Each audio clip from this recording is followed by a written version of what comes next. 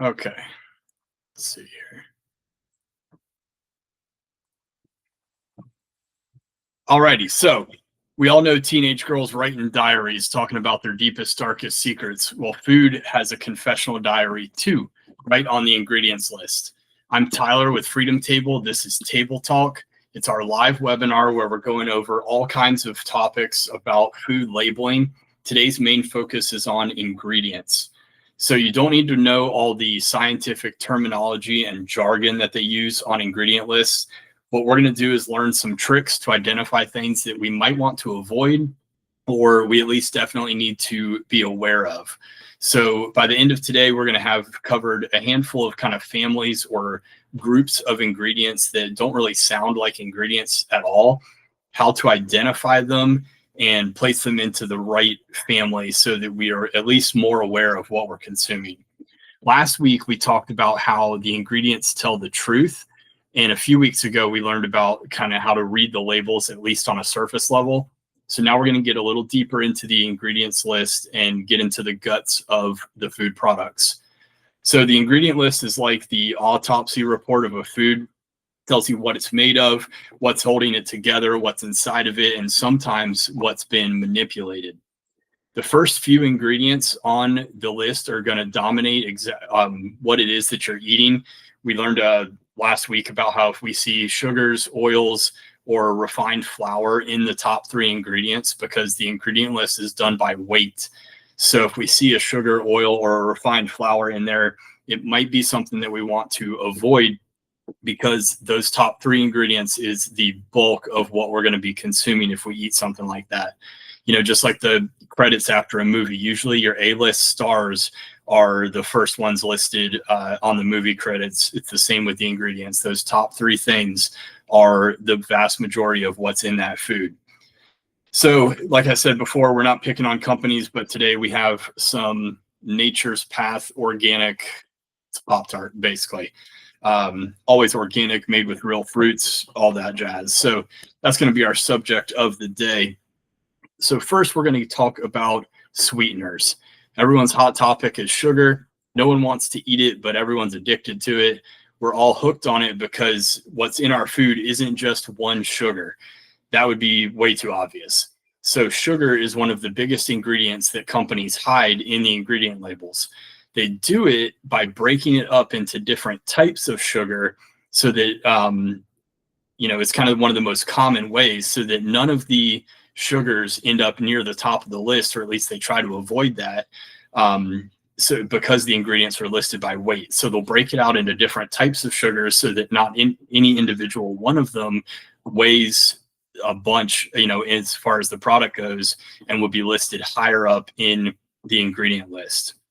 So what they do is they're going to break it up into sometimes 5 or 6 or more different types of sugar, and the individual weight of those brings them down below other ingredients like grains or oats or whatever, if you're talking about a granola bar or flour or something like this Pop-Tart, so that they can highlight which ingredients they want to. So if they say, hey, this is made with whole grain oats, and you flip it over and the first ingredient you would expect to see whole grain oats.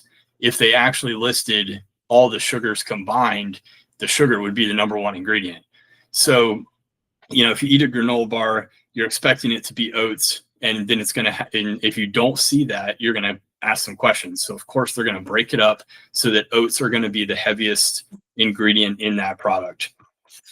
So we can identify these and most everything that we're going to go over tonight by the last 3 letters of the word. I can't even pronounce half the ingredients on these lists, and we don't even need to worry about it. By only looking at the last 3 letters, we can put it in the right bucket, the right family of types of ingredients. So to start with the sweeteners, the ending letters that we want to watch out for are OSE and sometimes OL, but definitely OSE. It's the ending of ingredients like glucose, lactose, fructose, sucrose, all of those. If it ends in OSE, that is a form of sugar. Now, I should also mention that anything that ends or says syrup anywhere in it, that's also a sugar. No matter what kind of syrup it is, by definition, syrup means dissolved sugar. So, for example, a lot of times you'll see these Pop Tarts, for example, have dextrose. That's a form of sugar. It also does list cane sugar, and right behind it says inverted cane syrup. So they just out and let me let this guy hop in here real quick.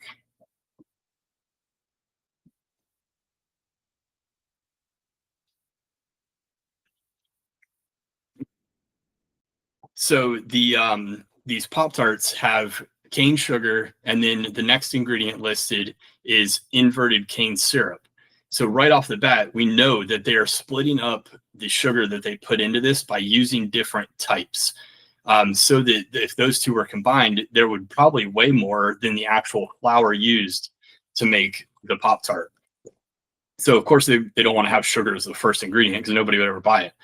So anytime that you see an OSE, that is a sugar. Also, sometimes you'll see OL in the case of a sugar alcohol. Now, it's not like the alcohol you drink. The alcohol you drink has ethanol in it. Sugar alcohols are made by combining a sugar and a non-ethyl alcohol to create basically an additive. It's an additive type ingredient. These are commonly seen as things like sorbitol, erythritol, and xylitol are kind of the top three there. Those are all sugar alcohols, which for all intents and purposes is a sugar.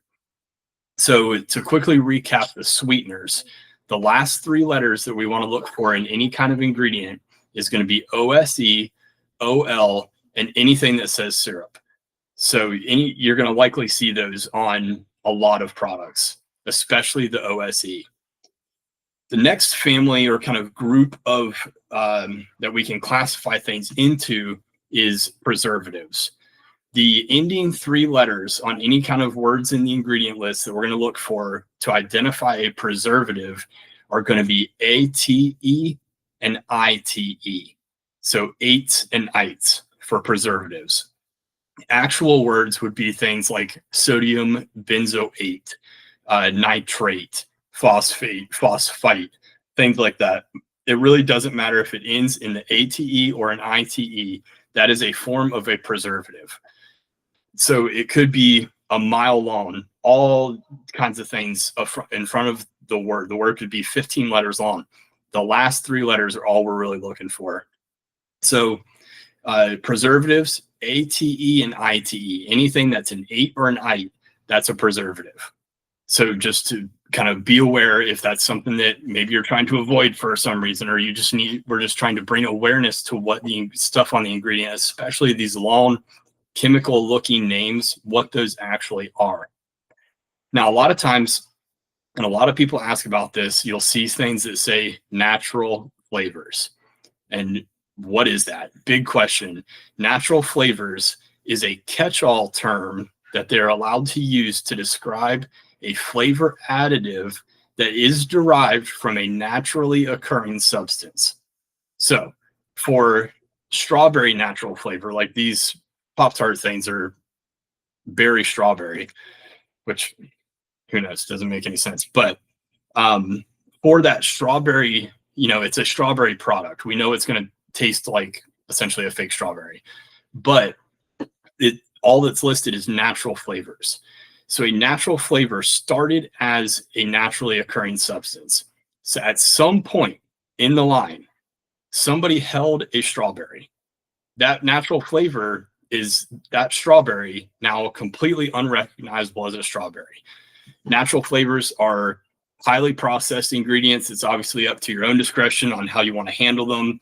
A lot of people kind of get geeked out by them. They're generally regarded as safe, but you have to decide your own position there. But natural flavors did originally at some point start as a naturally occurring thing. So if it's like strawberry, somebody at some point picked a strawberry and that has, went through many processing levels and became something they can't even really recognize as a strawberry. But because it started as one, they call it a natural flavor. Natural flavors differ from artificial flavors in that artificial flavors is the catch-all term that the companies are allowed to use, the FDA allows them to use for any ingredient that was never naturally occurring. This never occurred on planet Earth or anywhere else in any way.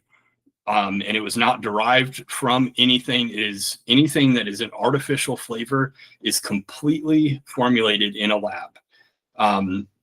So at least with a natural flavor, somebody had a strawberry at one point, maybe many steps ago. With an artificial flavor, there was never a strawberry. That was completely formulated in a lab.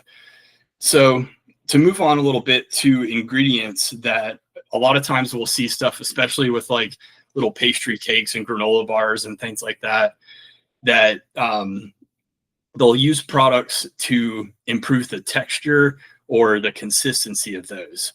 The letters to watch out for with those type of words are IDE and HIN.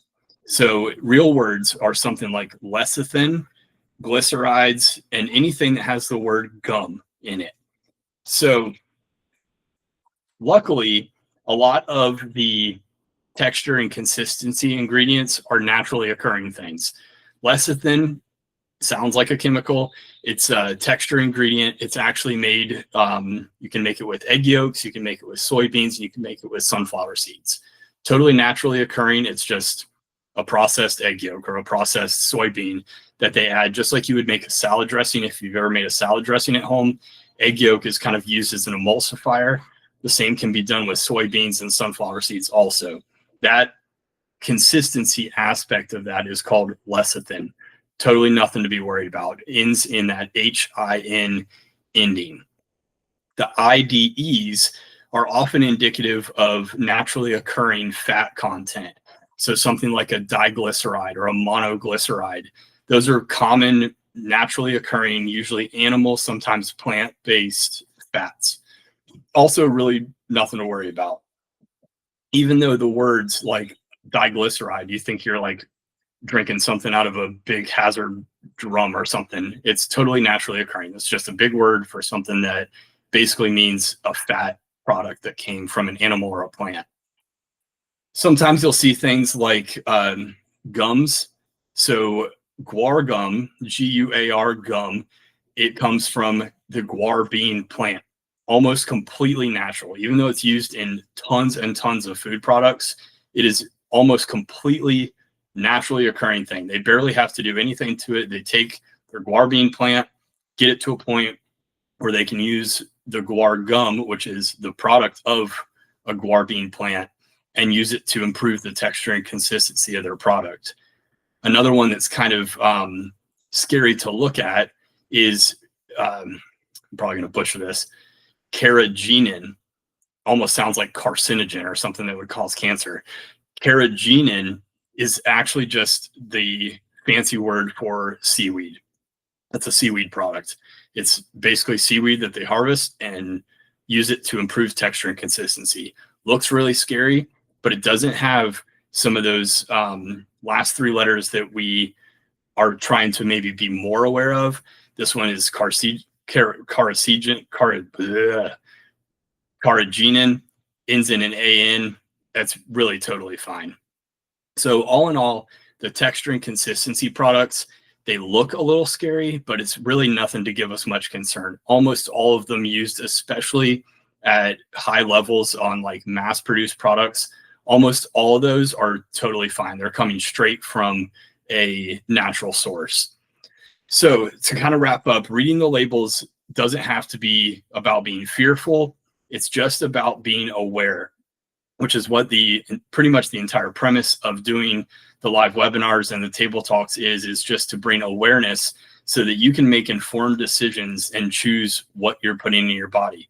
Because a lot of times, especially with things like these ingredient lists, though, like this one on this Pop-Tart is, I don't know, 35 ingredients long, and it's supposed to be some kind of Nature's Path organic Pop-Tart. When we really cut it up and look at it, there's not a whole lot to be concerned about in that. Other examples of mass-produced products, maybe there would be, and you'll have to determine that on your own. So it's really just about being aware. With the sweeteners, it's going to be that OSE, glucose, fructose, sucrose, all those things. OSE, and then the OL with the sugar alcohols, preservatives ending in ATE and ITE. Those are preservatives. And then We talk about natural flavors and artificial flavors, and then the texture and the consistency stuff that we really don't have to worry about, even though it looks scary. So that kind of wraps up the content for tonight. I did want to let you know that I recently just launched a new Jumpstart program. It's called First Plate. It's a 7-day Kickstarter type of program. And basically, for $4 a day, it can help you get on the right track to eating healthier. The main focus of it is to start installing some habits that have really big ROI, real big return on investment. They're simple habits that this program helps you get started with direction, examples, and guidance on how to start using and implementing some habits that can really start to improve your health. I'll send out an email at some point or reach out to me if you're interested in learning some more about that. 7 days is $28, real easy. And I'm already getting great feedback on the people that started it last week. So definitely wanted to let you know about that. And then next week, I haven't 100% decided what we're going to go over, but be sure that you're following on Facebook, and we'll get that drafted out and posted here soon. Thank you, everyone, for your time, and we'll see you next week.